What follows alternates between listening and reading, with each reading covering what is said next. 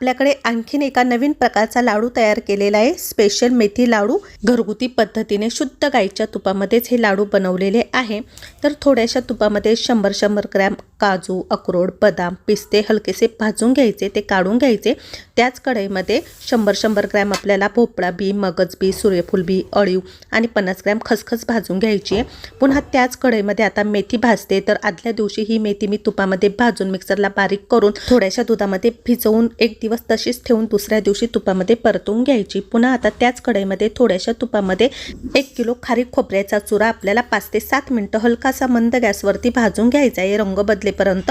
त्याच कढईमध्ये 100 ग्रॅम मखाने घ्यायचे, मखाने पण आपल्याला छान मंद गॅसवरती भाजायचे आहे। त्याच कढईमध्ये पुन्हा तुपामध्ये 250 ग्रॅम गव्हाचं पीठ घालायचे। पीठ भाजेपर्यंत आपल्याला गूळ बारीक करून घ्यायचा आहे, कारण गव्हाचं पीठ भाजायला जवळपास 15 ते 20 मिनिटं लागतात।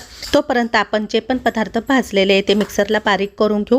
इथे आता मी मेथी टाकते। तर मी 100 ग्रॅम मेथी घेतलेली होती, ती सर्व काही मेथी यामध्ये टाकते। त्यानंतर ड्रायफ्रूट बारीक केलेले ते टाकायचे, मखाने पण मिक्सरला आहे ना बारीक पावडर करून घ्यायची, अशा प्रकारे ती पण आपण यामध्ये टाकायची आहे। कढईमध्ये इथे गव्हाचे पीठ छान हलकंसं ब्राऊन रंगावरती भाजलेलं आहे, तेही काढून घ्यायचं, ते पण टाकलं। सर्व प्रकारच्या बिया त्या सुद्धा मिक्सरला बारीक करून घेतलेल्या आहे। पुन्हा आता कढईमध्ये थोडंसं जास्तीचं तूप टाकायचं आणि 200 ते 250 ग्रॅम डिंक घेतलेला आहे। इथे मी डिंक चांगला फुलेपर्यंत तळून घ्यायचा, थंड झाल्यावर मिक्सरला त्याची पावडर करायची आहे। सर्व पदार्थ अशाच प्रकारे मिक्सरला बारीक करून एकाच परातमध्ये टाकायचे। सर्वात शेवटी डिंक तळून उरलेल्या तुपामध्ये गूळ वितळून घ्यायचा आहे। तोपर्यंत आता हे पदार्थ हाताने मिक्स करून घेऊया। अशा प्रकारे आपल्याला हे सर्व काही एकत्र एकजीव करून घ्यायचं आहे। सर्वात शेवटी यामध्ये 100 ग्रॅम सुंठ जायफळ पावडर टाकलेली आहे, ती पण मिक्स करून घ्यायची।